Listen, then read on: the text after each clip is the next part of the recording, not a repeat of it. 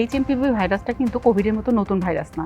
এটা 2001 সালেই আবিষ্কার হয়। এটা মূলত হচ্ছে রেসপিরেটরি রুটে ছড়ায়, তার মানে শ্বাসযন্ত্রের মাধ্যমে এক মানুষ থেকে আরেক মানুষের মধ্যে এই ভাইরাসটা ছড়িয়ে পড়ে। লক্ষণ জ্বর, সর্দি, কাশি, গলা ব্যথা। যাদের আগে থেকে কোনো কোমরবিডিটি আছে, তার মানে হয়তো ক্যান্সার আছে বা সিওপিডি আমরা লাংসের ডিজিজ বলি, বা হার্টের কোনো সমস্যা আছে, তাদের ক্ষেত্রে কিন্তু এই লক্ষণগুলি খুব তীব্র আকার ধারণ করে। এই এইচএমপিভি ভাইরাসের চিকিৎসাটা আসলে কি?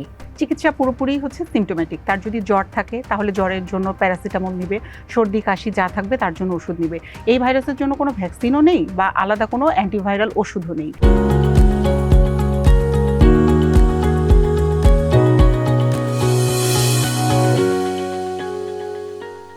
দর্শক, জেএমআই গ্রুপ প্রেজেন্টস টিপিএস ভালো থাকুন আপনাদের স্বাগত জানাচ্ছি। আমি তাওসিয়া তাজমিম। আমাদের আজকের আলোচনার বিষয় এইচএমপিভি ভাইরাস কতটা উদ্বেগের। এ বিষয়ে কথা বলতে আমাদের সঙ্গে আছেন ডাক্তার আরিফা আকরাম, বিভাগীয় প্রধান, ভাইরোলজি বিভাগ, national institute of laboratory medicine and referral centre. আমাদের অনুষ্ঠানে আপনাকে স্বাগত। ধন্যবাদ আপনাকে। আপনি জানেন যে এখন এইচএমপিভি ভাইরাস নিয়ে বিশ্বব্যাপী অনেক আলোচনা হচ্ছে। এই ভাইরাসটা সম্পর্কে আসলে জানতে চাচ্ছি আপনার কাছে। এইচএমপিভি ভাইরাসটা কিন্তু কোভিডের মতো নতুন ভাইরাস না। এটা 2001 সালেই আবিষ্কার হয় এবং তখন থেকেই পৃথিবীর বিভিন্ন দেশে দুই একটা করে কেস কিন্তু পাওয়া যাচ্ছে, কিন্তু কখনোই আমরা সেরকম সিভিয়ার কোনো কেস পাইনি বা এটা দিয়ে কোনো আউটব্রেক তৈরি হয়নি, যার জন্য এটা নিয়ে আলোচনা হয়নি। তো এটা মূলত হচ্ছে রেসপিরেটরি রুটে ছড়ায়, তার মানে শ্বাসযন্ত্রের মাধ্যমে এক মানুষ থেকে আরেক মানুষের মধ্যে এই ভাইরাসটা ছড়িয়ে পড়ে। তার মানে কি এটা হাঁচি কাশির মতো ছোঁয়াচে? জি জি জি, এটা কোভিড যেভাবে একজন থেকে আরেকজনের মধ্যে পাস করেছে, ঠিক একইভাবে এই ভাইরাসটিও ছড়ায়। হাঁচি কাশির মাধ্যমে ছড়াতে পারে, অসুস্থ ব্যক্তির ক্লোজ কন্ট্যাক্টে গেলে ছড়াতে পারে। তারপরে আমরা যদি হাঁচি কাশি দিয়ে একটা ঘর থেকে বের হয়ে চলে যাই, তার হাঁচি কাশির সাথে যে তরলগুলি সেটা যদি কোনো সারফেসে পড়ে থাকে, সেখানে এসে যদি কেউ হাত দেয় এবং ওই অপরিষ্কার হাত যদি সে নাকে বা মুখের কাছে নিয়ে যায়, তাহলেও সে আক্রান্ত হতে পারে। তাহলে এর লক্ষণ কি শুধু হাঁচি কাশি বা অন্য কোনো লক্ষণ? না, লক্ষণ জ্বর, সর্দি, কাশি, গলা ব্যথা এবং নর্মালি এই সিমটমগুলি নিয়েই সবাই প্রকাশ করে, কিন্তু কোনো কোনো সময় এখান থেকে সিভিয়ার লক্ষণও দেখা যায়, মানে হয়তো খুব বেশি শ্বাসকষ্ট দেখা দিল, এবং নর্মালি কিন্তু এটা তীব্রতা কমই থাকে। যাদের আগে থেকে কোনো কোমরবিডিটি আছে, তার মানে হয়তো ক্যান্সার আছে বা সিওপিডি আমরা লাংসের ডিজিজ বলি, বা হার্টের কোনো সমস্যা আছে, তাদের ক্ষেত্রে কিন্তু এই লক্ষণগুলি খুব তীব্র আকার ধারণ করে। আচ্ছা, তো টেস্ট কিভাবে করে আসলে? এটা টেস্ট সাধারণত পিসিআর এর মাধ্যমেই করা হয়। অ্যান্টিজেন টেস্টের মাধ্যমেও করা যাবে, কিন্তু এটা আসলে এখন পর্যন্ত ডেভেলপ করা হয়নি। আমাদের দেশে পিসিআর কিটই আছে, কিছু কিছু জায়গায় হয়, গভর্নমেন্ট একটা সেন্টারে হয় এবং প্রাইভেট কিছু সেন্টারে হয়। তো আপাতত পিসিআর এর মাধ্যমে নাক থেকে বা গলা থেকে লালা নিয়ে তার মাধ্যমেই টেস্টটা করা হয়। আচ্ছা, তো কোভিডের মতোই আসলে এর লক্ষণগুলো এবং টেস্টের ইয়েটাও। তো এটা কি কোভিডের মতো কোয়ারেন্টাইন করার বিষয় আছে রোগীকে? কোয়ারেন্টাইন করার বিষয় নাই, কিন্তু আইসোলেশন করার বিষয় আছে। যে পজিটিভ হলো বা শুধু যে হিউম্যান মেটানিউমোভাইরাস পজিটিভ হতে হবে এমন কোনো কথা নাই, আরও অন্য ভাইরাসও আছে। তো যদি কারো এই লক্ষণগুলি থাকে, জ্বর, সর্দি, কাশি, সেক্ষেত্রে আমরা সেই পেশেন্টকে কিছুদিনের জন্য আলাদা রাখতে পারি। তার কাছে প্রয়োজন ছাড়া অপ্রয়োজনে সব লোকজন যেন যাতায়াত না করে সেদিকে খেয়াল রাখতে হবে, কারণ একজন অসুস্থ ব্যক্তি 3 ফিটের মধ্যে গেলে কিন্তু যে কেউ আক্রান্ত হয়ে যেতে পারে। তবে তার মানে তো এই না যে ডাক্তার, নার্স তারা সেবা দিতে যাবে না, তারা যাবে, কিন্তু অবশ্যই প্রোটেক্টিভ ইকুইপমেন্ট নিয়েই যাবে, মানে মাস্ক পরবে, গ্লাভস পরবে, পিপিই পরবে দরকার হলে। এইভাবে তারা রোগীর কাছে যাবে এবং সেবা দিবে। আপনি বললেন যে এটা 2001 সালে পাওয়া গেছে, মানে 2 দশক হয়ে গেছে রোগটার। তো এবার এটা নিয়ে এত কথা হচ্ছে কেন? আসলে শীতকালে কিন্তু রেসপিরেটরি রুটে যে ভাইরাসগুলি ছড়ায় তার প্রকোপ বেড়ে যায়। তো মেটানিউমো ভাইরাসের ক্ষেত্রেও সেটাই হয়েছে, শীতকালে তার প্রকোপ বেড়েছে, এটা 1 নাম্বার কথা। 2 নাম্বার আরেকটা কারণ আমরা বলতে পারি, সেটা হচ্ছে কোভিডের সময় মানুষ কিন্তু অনেকদিন লকডাউন ছিল, যার জন্য কি হয়েছে। আচ্ছা, আরেকটা কথা বলা হয়নি যে এই ভাইরাসটা কিন্তু মূলত 5 বছরের কম বয়সী বাচ্চাদের এবং ইমিউনো কম্প্রোমাইজড বা বয়স্ক ব্যক্তিদের মধ্যে বেশি দেখা যায়। তো কোভিডের লকডাউনের সময় যেটা হয়েছে, এই 2 গ্রুপের লোকজন কিন্তু বন্দী ছিল, তো যার জন্য কি হয়েছে, ন্যাচারাল ইমিউনিটিটা ডেভেলপ করেনি। তো হঠাৎ করে যখন কোনো একটা ভাইরাস ব্যাকটেরিয়ার এক্সপোজারে তারা ঘরের বাইরে যাচ্ছে এবং আসছে, এক্সপোজারে আসছে, তখন কিন্তু তারা খুব দ্রুত আক্রান্ত হয়ে যাচ্ছে। আরেকটা জিনিস কিন্তু, যে মানুষ লকডাউনের পরে তাদের কিন্তু গ্যাদারিং, ট্রাভেলিং বলেন, এগুলো কিন্তু অনেক বেড়ে গিয়েছে। তো একসাথে যখন অনেক মানুষ এক জায়গায় আসছে, খুব স্বাভাবিক যে কোনো একটা ভাইরাস বা ব্যাকটেরিয়া দিয়ে ইনফেকশন হলে সে সেটা আর সবার মধ্যেও ছড়িয়ে যাবে। তো আর আরেকটা জিনিস হচ্ছে যে চীন জাপানে যেটা হয়, ওদের তো নর্মালি এত বেশি রুগী পাওয়া যায় না, তো ওদের ক্যাপাসিটির বাইরে যখন রুগী চলে আসে তখন ওরা একটা এমার্জেন্সি ঘোষণা করে। তো সেরকমই একটা ব্যাপার হয়েছে, কিন্তু আসলে কিন্তু এমন কোনো তীব্রতাতর কেস এখন পর্যন্ত পাওয়া যায়নি। ও চীনে আউটব্রেকের কারণে এটা নিয়ে উদ্বেগ, কারণ চীন নিয়ে কি মানুষ একটু ভয় পায় ভাইরাস? ব্যাপারটা এরকমই, আসলে চীন থেকে একবার কোভিড এসেছে। আবার খুব বেশি যদি সিভিয়ার কেস হতো তাহলে কিন্তু এটা থেকে সিডিসি বা WHO পাবলিক হেলথ এমার্জেন্সি ঘোষণা করতো। এখন পর্যন্ত এরকম কোনো ঘোষণাও আসেনি, তবে আমাদেরকে সতর্ক থাকতে বলা হয়েছে। আচ্ছা, চীনের পর কিন্তু ভারতেও জি কিছু ভারতেও রোগী পাওয়া 4টা গেছে। কেস পাওয়া গিয়েছে গত 2 দিন আগ পর্যন্ত। রিসেন্টলি আরো কিছু হয়তো কেস আসতে পারে। এবং ভারতের একটা ব্যাপার ছিল যে ছোট বাচ্চাদের মধ্যেই সবচেয়ে বেশি পজিটিভ পাওয়া গিয়েছে। তো আসলে যেহেতু শ্বাসযন্ত্রের মাধ্যমে ছড়ায়, এটা কিন্তু বাচ্চা বলেন, মাঝবয়সী বলেন, বয়স্ক বলেন, যে কেউ যে কোনো সময় আক্রান্ত হয়ে যেতে পারে। তো সুতরাং সাবধানতার কিন্তু বিকল্প নেই। আপনি যেটা বললেন যে ভারতে বাচ্চাদের পাওয়া গেছে এবং আপনি বললেন শিশু এবং বয়স্করা ঝুঁকিতে, আপনি বোধহয় জানেন যে বাংলাদেশেও একজন পেশেন্ট পাওয়া গেছে এবং উনি কিন্তু বয়স্ক বা বাচ্চা কিছুই না, তার বয়স 30 বছরের একদম পূর্ণবয়স্ক অ্যাডাল্ট এবং মোটামুটি সুস্থ, তার কোনো কোমরবিডিটিও নাই আমরা যতটুকু জেনেছি। তবে ব্যাপার হচ্ছে যে বাংলাদেশে কিন্তু এটাই প্রথম কেস না।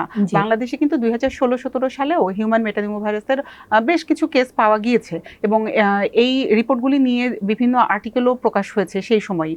তো ওই সময় থেকেই আমরা এই ভাইরাসটা সম্বন্ধে জানি, হয়তো খুব বেশি আলোচনায় আসেনি। এটা নিয়ে আসলে দুশ্চিন্তা করার মতো কিছু নাই, যদি বিশেষ কোনো রিস্ক গ্রুপ পেশেন্টের মধ্যে এই ভাইরাসটা দিয়ে পজিটিভিটি না আসে। বাংলাদেশে যেই পেশেন্টে পজিটিভ হয়েছে তিনি মোটামুটি স্টেবল আছেন, হাসপাতালে আছেন, চিকিৎসা নিচ্ছেন।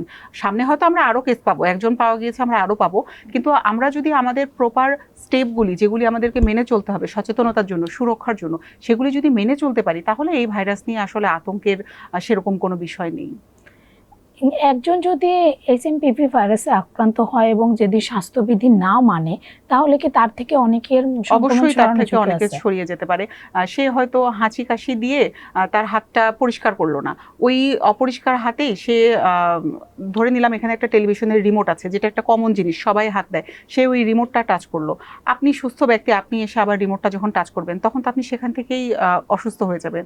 তো এই জন্য আমরা বারবারই বলি যে হাঁচি কাশির সময় রুমাল বা টিস্যু ব্যবহার করবে, এবং যদি টিস্যু ব্যবহার করে টিস্যুটা অবশ্যই ঢাকনাযুক্ত বিনে ফেলে দিবে, এবং ফেলে দেওয়ার পরে অবশ্যই হাতটা পরিষ্কার করে নিতে হবে সাবান দিয়ে বা স্যানিটাইজার দিয়ে, যেটা তার কাছে অ্যাভেলেবেল থাকে।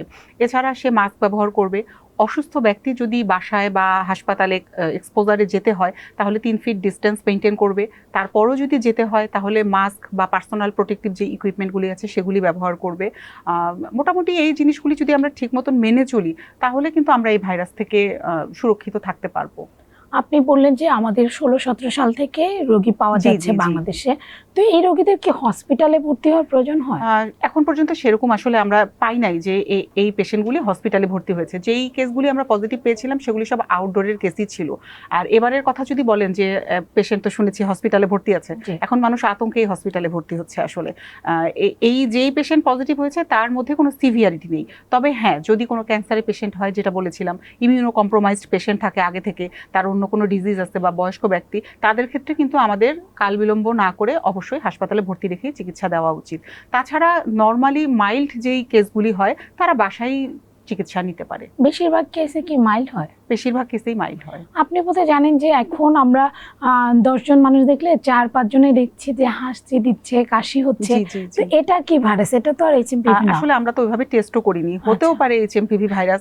আবার আমাদের দেশে কিন্তু ইনফ্লুয়েঞ্জা খুবই কমন, ইনফ্লুয়েঞ্জাও হতে পারে। তো টেস্ট না করে তো আসলে বলা মুশকিল। আর আমাদের দেশে একটা ব্যাপার হচ্ছে, আমরা তো পেশেন্ট না আসলে আমরা তো আর টেস্ট করতে পারছি না। যদি আমরা একটা বড় সার্ভিলেন্সের রূপ দিতে পারতাম, যে প্রত্যেকটা হাসপাতাল থেকে যারা আউটডোরে এই হাঁচি কাশি বা জ্বর এই সিমটমগুলি নিয়ে আসছে তাদের স্যাম্পলগুলি কালেকশন করে আমরা একটা ডেটা জেনারেট করব, দেখব যে আসলে আমাদের দেশে হিউম্যান মেটানিউমো ভাইরাস বলেন বা অন্য কোনো ভাইরাস বলেন তার প্রকোপটা কেমন, তাহলে হয়তো আমরা এই কেসগুলি সামনে আনতে পারতাম বা বুঝতে পারতাম যে কন্ডিশনটা কেমন। কিন্তু এরকম তো আসলে করা হচ্ছে না। তো এই HMPV ভাইরাসের চিকিৎসাটা আসলে কি? চিকিৎসা পুরোপুরি হচ্ছে সিমটোম্যাটিক। তার যদি জ্বর থাকে তাহলে জ্বরের জন্য প্যারাসিটামল নিবে, সর্দি কাশি যা থাকবে তার জন্য ওষুধ নিবে। এই ভাইরাসের জন্য কোনো ভ্যাকসিনও নেই বা আলাদা কোনো অ্যান্টিভাইরাল ওষুধও নেই। তার যেই সিমটম নিয়ে সে মানে কমপ্লেন করবে তাকে জাস্ট সেইটার ওষুধই দিতে হবে। আমি এটাই বলতে চাচ্ছিলাম যে 2 দশকের বেশি সময় ধরে একটা ভাইরাস আসছে, ভ্যাকসিন জি। নাই কেন? মানে সিভিয়ারিটি কম, এই কারণে সিভিয়ারিটি কম, এজন্য এটা নিয়ে চিন্তা করা হয়নি। আমাদের কিন্তু ইনফ্লুয়েঞ্জার ভ্যাকসিন আছে বা ইনফ্লুয়েঞ্জার কিন্তু অ্যান্টিভাইরাল ড্রাগও আছে, কিন্তু এটা নিয়ে আসলেই কেউ হয়তো চিন্তা করেনি কখনো এটা সামনে আসবে এভাবে, বা আউটব্রেকও হয়নি এত। আউটব্রেকও হয়নি। হ্যাঁ, তো এই ভাইরাসে যদি কেউ আক্রান্ত হয়, তিনি বাড়িতে থেকেই তিনি চিকিৎসা নিতে পারেন। তবে যদি উনি দেখেন যে তার শ্বাসকষ্ট বেড়ে যাচ্ছে বা জ্বর কমছে না বা অন্য কোনো অ্যাসোসিয়েটেড সিমটম ডেভেলপ করলো, তাহলে তাকে অবশ্যই হসপিটালে নিতে হবে। আর আমি যেটা বলছিলাম যে ছোট বাচ্চা বা বয়স্কদের ক্ষেত্রে রিস্ক নেওয়ারই দরকার নেই, তারা হাসপাতালে ভর্তি হয়েই চিকিৎসা এবং নেবে। প্রেগনেন্ট নারীদের হ্যাঁ অবশ্যই, হ্যাঁ প্রেগনেন্ট নারীরা তো সব থেকে ভালনারেবল, তাদের যে কোনো অসুখেই তারা ঝুঁকিতে থাকে, তাদের ক্ষেত্রেও একই কথা। গত 8 জানুয়ারি আমাদের স্বাস্থ্য অধিদপ্তর সব হসপিটালগুলোকে এবং পোর্ট অফ এন্ট্রি, এয়ারপোর্ট সবখানে বলেছে যে সতর্কতামূলক ব্যবস্থা নিতে। জি। আপনার কাছে কি এই প্রস্তুতি পর্যাপ্ত মনে হয়? আসলে এই মুহূর্তে সতর্কতামূলক ব্যবস্থা নেওয়া ছাড়া আমাদের কিন্তু আর কিছু করার নেই। তো তারা যেটা বলেছে সেটা ঠিকই আছে, আমাদের সবাইকে সতর্ক থাকতে হবে। বিদেশ থেকেও যদি কোনো পেশেন্ট এরকম সিমটম নিয়ে আসে, তাহলে তাদেরকে আলাদা করে পোর্ট থেকে, বিভিন্ন পোর্টগুলি থেকে সেই পেশেন্টের স্যাম্পলগুলো কালেকশন করে আইডিসিআর নির্দেশ দেওয়া হয়েছে পাঠানোর জন্য, টেস্ট করার জন্য। তো সেটাই করা যেতে পারে এই মুহূর্তে। এটা করা ছাড়া আমাদের তো আসলে আর কিছু করার নেই।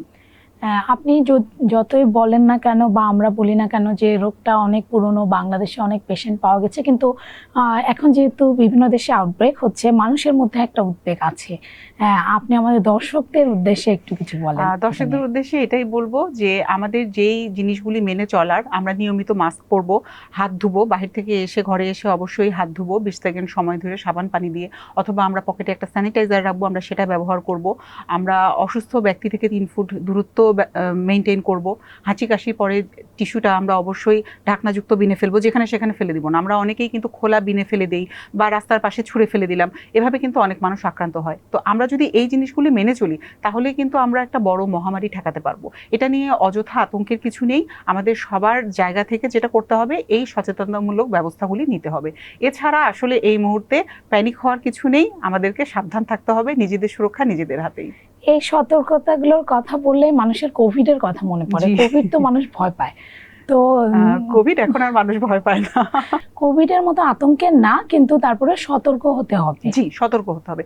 সতর্কতাটা সবচেয়ে বেশি জরুরি। আমরা যদি শুরু থেকেই মনে করি না আমরা মাস্ক পরবো না, আমাকে এই ভাইরাস অ্যাটাক করতে পারবে না, তাহলে তো হবে না। আমাদেরকে শুরু থেকেই সাবধান থাকতে হবে। আমরা অবশ্যই মাস্ক পরবো, আমরা অবশ্যই বাহির থেকে ঘরে এসে হাত সাবান পানি দিয়ে বা স্যানিটাইজার দিয়ে ধুয়ে ফেলবো। আমরা অসুস্থ ব্যক্তি থেকে দূরে থাকার চেষ্টা করব। তারপরও যদি যেতে হয় তাহলে আমরা পার্সোনাল প্রোটেক্টিভ যে ইকুইপমেন্টগুলো আছে সেগুলি ব্যবহার করব। এবং হাঁচি কাশি দেওয়ার পরে আমরা টিস্যুটা যেখানে সেখানে ফেলবো না। অনেকেই দেখা যায় যে রাস্তার পাশে খোলা একটা বিনে বা রাস্তার ধারে ফেলে দিল, কিন্তু তার সংস্পর্শে আরও মানুষ কিন্তু আসে, ওই দিক দিয়ে অনেক মানুষ যাতায়াত করে, তারা কিন্তু সেভাবেও এক্সপোজ হয়ে যেতে পারে। তো আমরা একদম এই টিস্যুটা একটা ঢাকনাযুক্ত বিনেই ফেলবো এবং ফেলার পরে অবশ্যই হাত ক্লিন করে ফেলবো। তো আমরা মোটামুটি এই জিনিসগুলি যদি মেনে চলি, তাহলে আমরা শুধু HMPV ভাইরাস না, যে কোনো ভাইরাস থেকেই নিজেকে সুরক্ষিত রাখতে পারবো। তাহলে আতঙ্কিত না হয়ে সতর্ক হতে হবে। সতর্ক এবং সচেতনতা জরুরি। আমাদেরকে সময় দেওয়ার জন্য ধন্যবাদ। ধন্যবাদ আপনাকে। এই ছিল JMI গ্রুপ প্রেজেন্টস TBS ভালো থাকুন। আমাদের সঙ্গে থাকার জন্য ধন্যবাদ।